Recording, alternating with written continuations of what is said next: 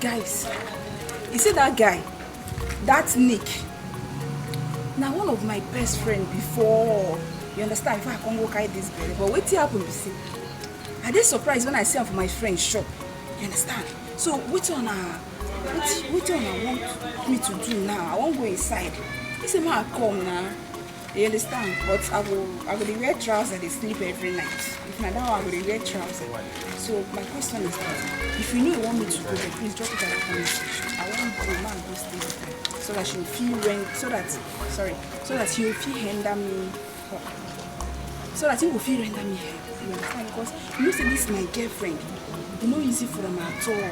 In there with your husband, the children. It may not be as if I will snatch your husband for a moment. You understand? So please, I want you to see that guy.